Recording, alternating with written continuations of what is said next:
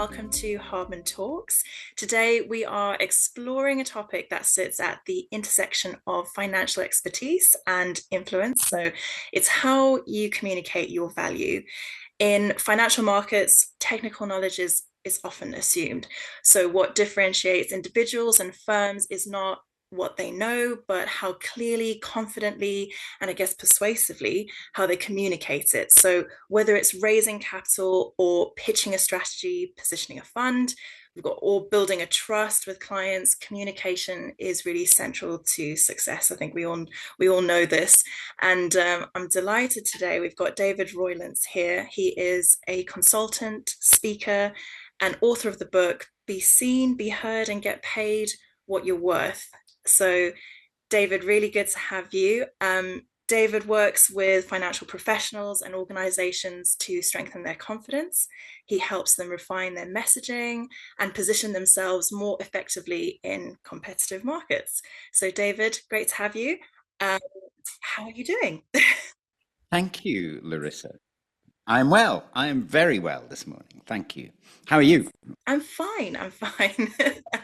um, so, to begin with, could you tell us a little bit about your background, how you came into working in this kind of space, and what inspired you to write the book? I came down to London from Edinburgh, where I was born, in 1990 to do a 3-year professional actor training at the Guildhall School of Music and Drama, which at the time was one of the top 3 conservatoire trainings that you could get in the world.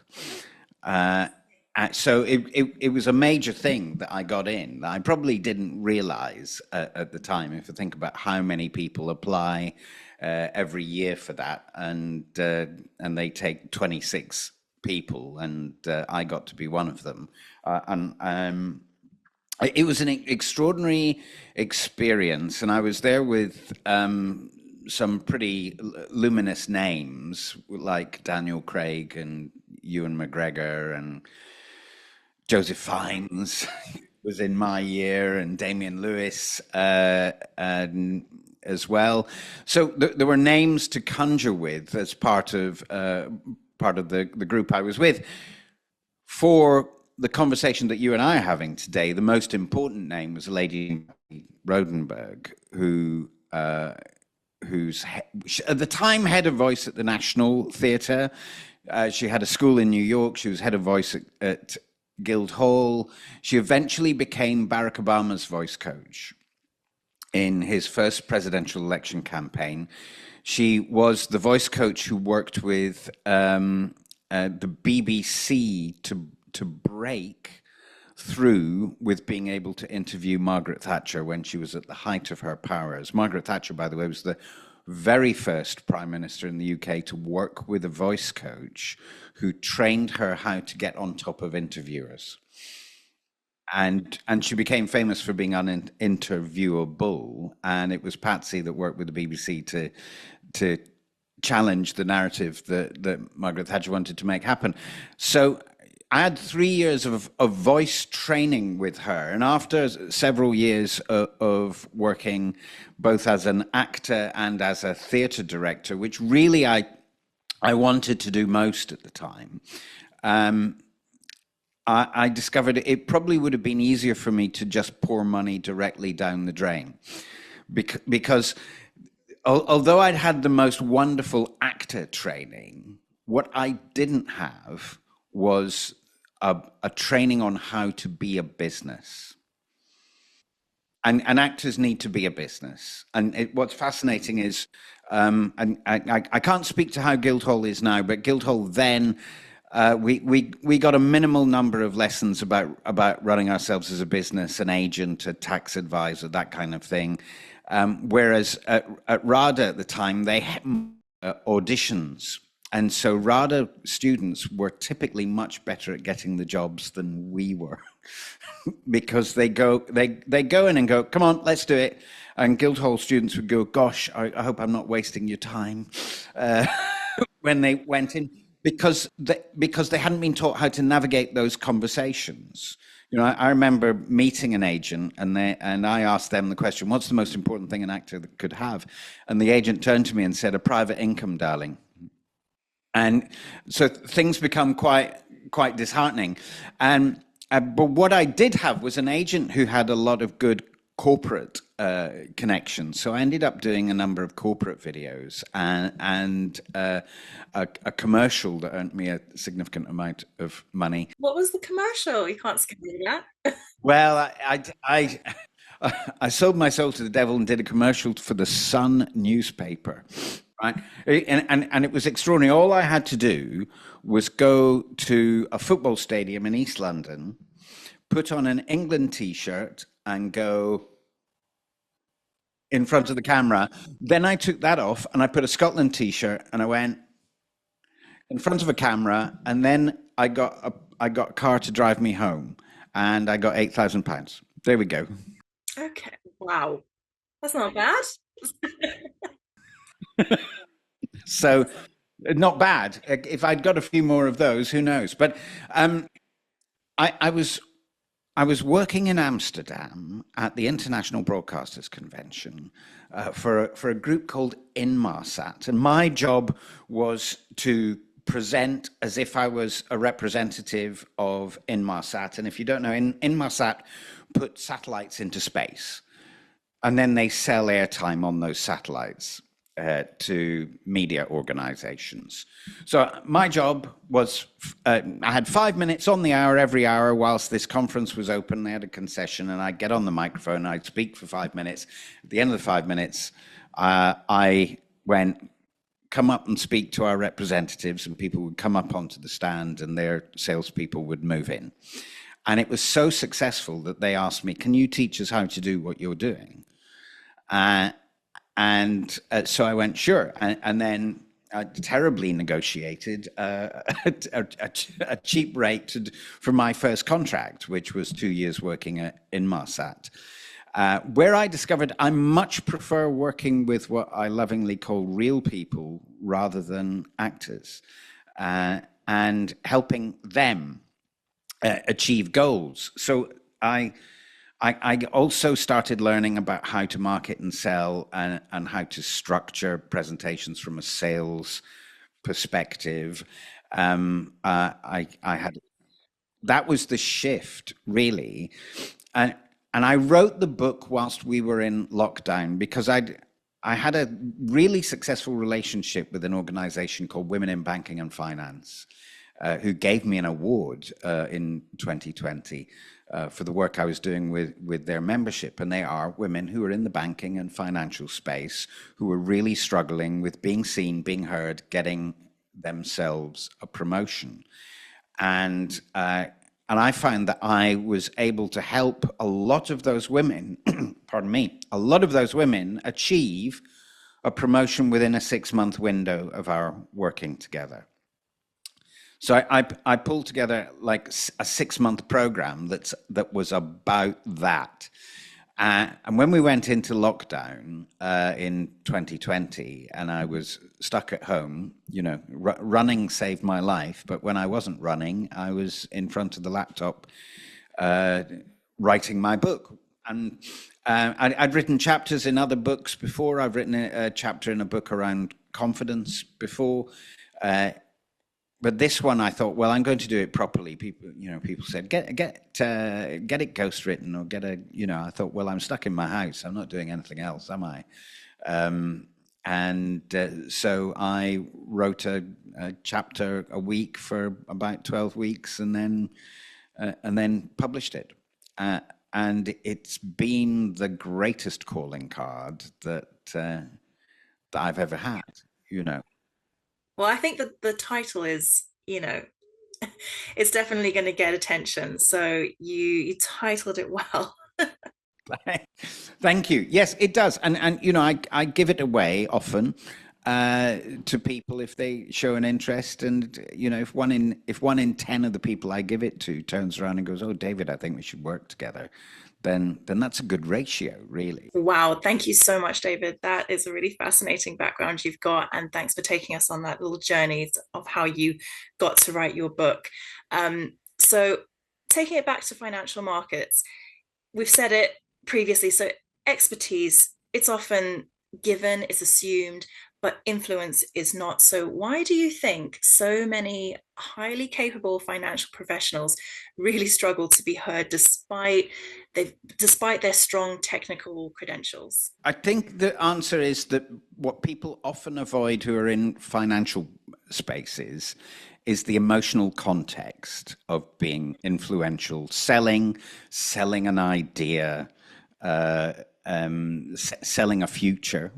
Uh, and they focus on the logical aspect of it. But nobody makes buying decisions logically. They make buying decisions emotionally, and then they justify it with logic. And what most men actually do is they make emotional decisions, justify it with logic, and then tell everyone they don't do anything emotionally.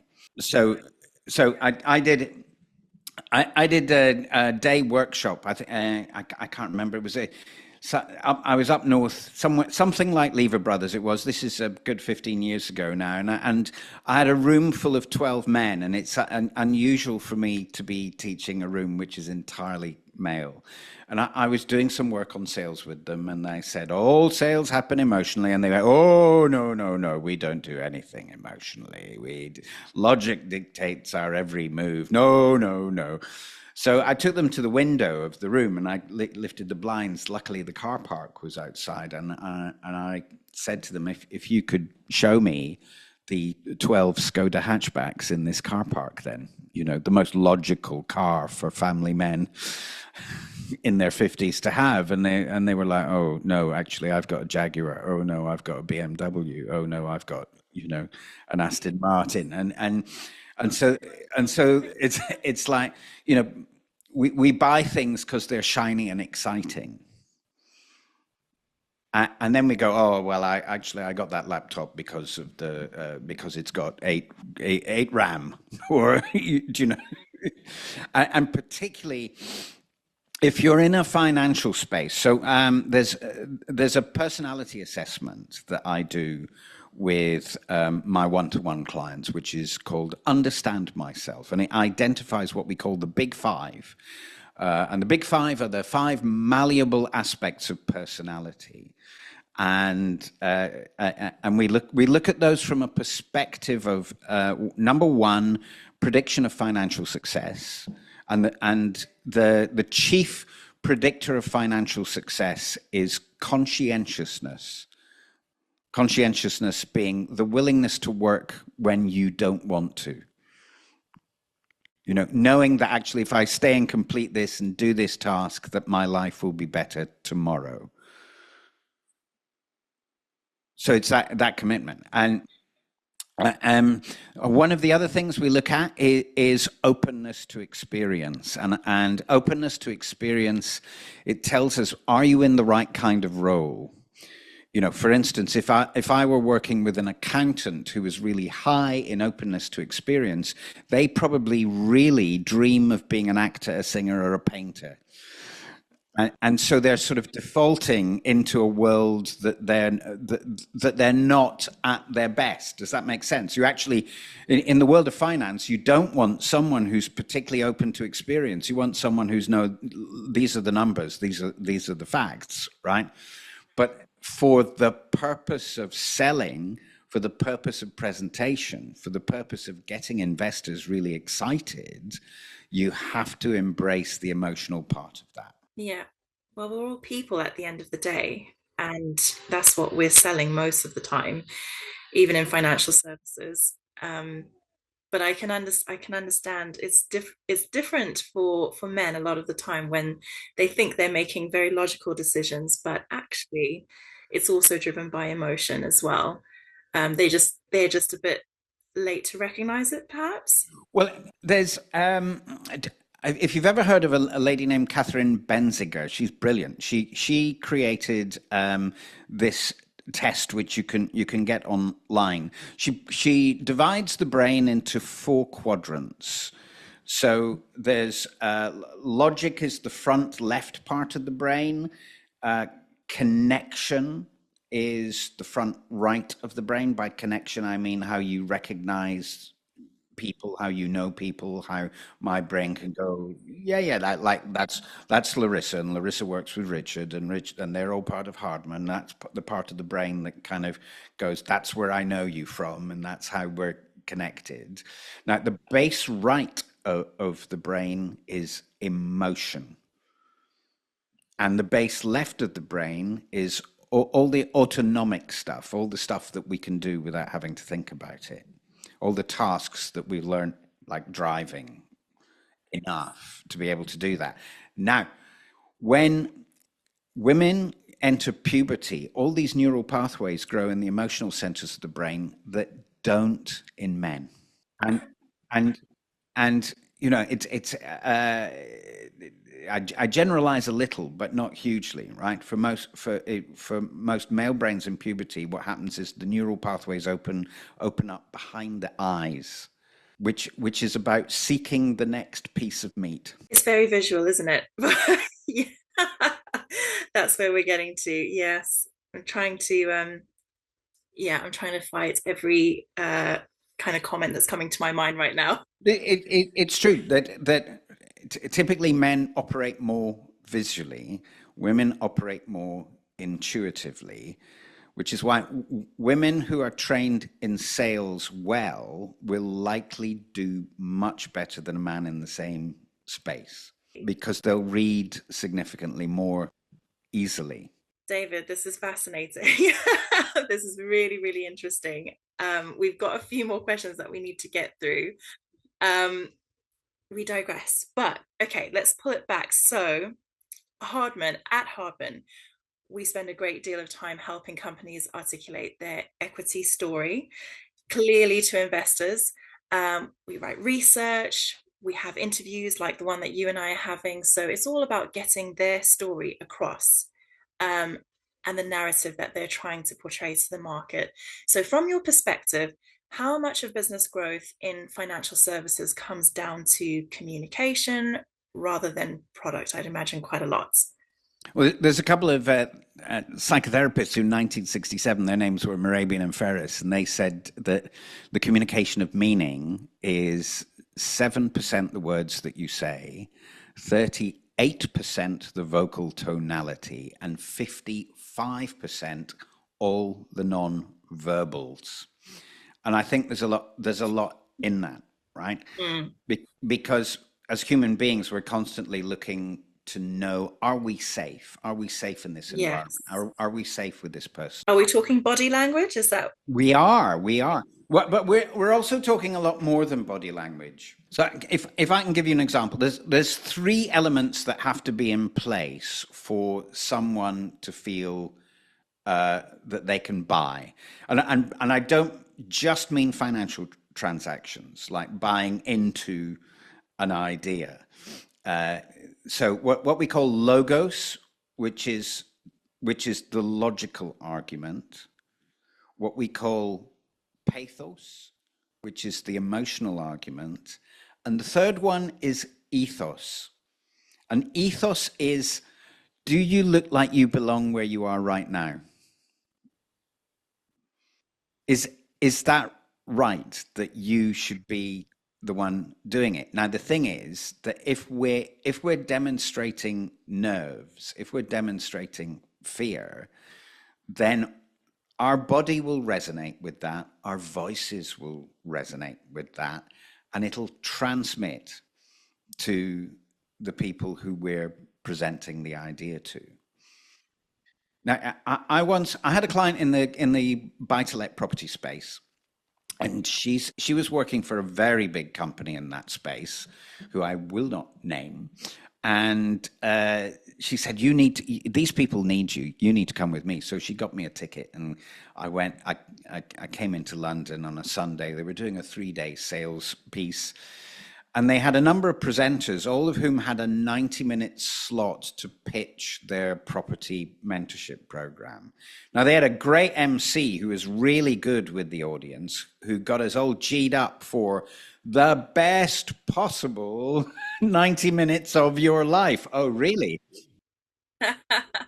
A good MC is so underrated. It can put, well, like you say, they can put the whole room at ease and the presenters too. So very, very important, integral part of the whole thing. But he introduced this man as the best mentorship that you could get in the world of property. So the room, there's 200 people in the room. They all went raw, crazy, and in walked this little sort of frail person who turned and looked at his laptop and went, "Yes, I'm the best property mentor that you could get."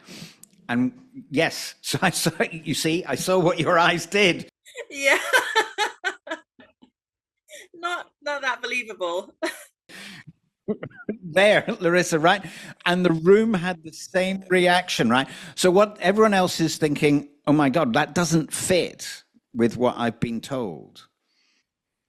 And and so what happens is they turn off because it's suddenly not safe. You're not what you say you are because it's not resonating through your body, it's not resonating through your voice. And the thing is, in any industry, you get all sorts of people who may believe themselves to be the greatest secret, the greatest thing, sliced bread, the world's best. But when it comes to stepping up on a stage or presenting in front of potential clients, they go to pieces because they don't believe yet in themselves enough to demonstrate it at that level. Well, yes, I think a lot of people look for external validation, even though they might think or they have an inkling that, yes, I've got this specific talent or expertise, or they think that they have it, but there's a doubt there, and they're just looking for that external validation. And, they're looking for it in the eyes of their audience, I guess. And in a way, the part of the journey towards being highly influential is learning how to become internally validated rather than externally. It's like there's one in neurolinguistics we talk about people being either toward or away from. So people are either motivated towards a goal or away from a disaster. And the truth is, the people who earn the most money are the ones who are motivated towards. Because people who are motivated away from a disaster typically wait until you're so close to the disaster that you have to paddle like crazy to get away from it. And then as they get away from the disaster, they typically slow down and stop. Whereas people who are towards typically move towards the goal, get the goal, and go, right, what's next? And then move towards the next goal. Now, they're linked to that idea of external and internal validation. So people who are externally validated often slow down because they don't want to risk the judgment of the group. Because if they're judged by the group, they might be rejected by the group, which would mean no more external validation. That's it. It would be over after that. Yeah. Whereas if you're internally validated, I met so many speakers and successful entrepreneurs who are like, "Yeah, I'm great. There we go," and and they don't need someone. I look great. They've got the James Bond theme running through their head maybe all the time. This is how I am. you know. Uh, I've met one or two of those kind of people. It's envious, really. It's a great quality to have when it's just, you are their internal cheerleader, I guess. Mm. So, I mean, okay, we started talking about companies presenting their stories. And I guess this is going to feed into the next question. So I'm imagining a CEO, a a director who's presenting their story to a group of investors. They obviously want to portray confidence in their story. They want to portray trust, that they are trustworthy, that the story is trustworthy, and they want to speak with some kind of authority. So what signals can they stand there and give? I know you've said, okay, it's got to be believed by that person first and foremost, because that's going to translate in their voice, in their body language. It's got to resonate through them first. What, I guess, what tips can you give to those kind of speakers who are not feeling that yet? All right. Super question. You've got 23 seconds. And there's a switch that flicks in the brain. And the switch flicks from a neutral position to either worth my time or not worth my time. This is where that's, I talked about Morabian and Ferris earlier. In 1967, they took this to the Journal of Counseling Psychology and said, we've isolated the communication of meaning. It's 7% the words, it's 38% the vocal tonality, it's 55% all the non-verbals. And what happened was management consultants in the 70s and 80s went, excellent, doesn't matter what you say as long as you sound good and you look good. And if you look at the politics that we're living with at the moment, and if you think about the politicians all the way across the board, left and right, intellectually, in comparison to the people who were running the government in the UK in, say, the 50s and the 60s, and the rhetoric and the way that they're trying to connect with the electorate, it's way, way down from the way that people used to speak to in Parliament. So it's really simplistic the way they speak to the electorate and the way that they speak to each other, and you can watch Parliament on the television and think, my God, I'm sure they wouldn't allow this in a nursery, the way they speak to each other. But yet we're expected that the people who make leadership decisions or don't make leadership decisions about what's going on in our country and our relationship with the world, if television had been in the House of Commons in the 60s, when people like Harold Wilson, Macmillan, Ted Heath, all of those people, they would be speaking at a far different level to each other and to the electorate. So there's been a real presumption of it doesn't matter what you say as long as you look good and you sound good. So you get you get people like Boris Johnson, who actually he's not really Boris Johnson, he's Alexander, but Boris is a character that he wears in order to be a politician, somewhat like a celebrity. I digress now, though. But the thing is, 23 seconds, click, click. The words, the vocal tonality, and the nonverbal behavior. This is where they have real purchase, because you want to buy in that first 23 seconds. So then it's not about the words that you say. It's about getting the buy-in to be able to listen to the words that you say. 23 seconds.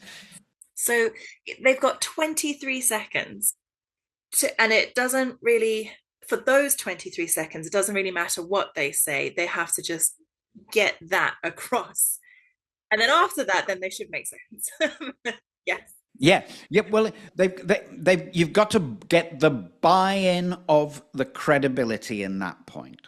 So it's very much about the ethos part there. You should listen to me because I am the right person for you to be listening to. And what it does is it means that the unconscious mind, I talk a lot to my clients about the hypothalamus, the unconscious mind relaxes if it sees and hears something that looks and sounds credible. So what is credible? Is it a calm voice? Is it somebody who speaks slowly, or somebody who makes lots of eye contact? Is it everything? Are there other things on that list that I've missed? It's a calm physical demeanor. The thing that's actually most important is how you are breathing. So there are three different energetic states that human beings can be in. And most of us will move from one state to another through the day without ever knowing that we're doing it, without ever knowing that we have a need to do it. Right? I call them circles of energy. The first circle of energy is the introvert state. It's when we go inwards into ourselves, and what happens is energetically we go backwards. So you see it when people move backwards, when people come to a networking event, but they don't know anybody, and they go backwards. And it's slight, but that's going into the introvert state. Unfortunately, it's a self-fulfilling circle because it promotes an energy that will stop people approaching you. So that's state number one. I'm going to jump to state number three, which I call the convincing state. And it's when people are just too much,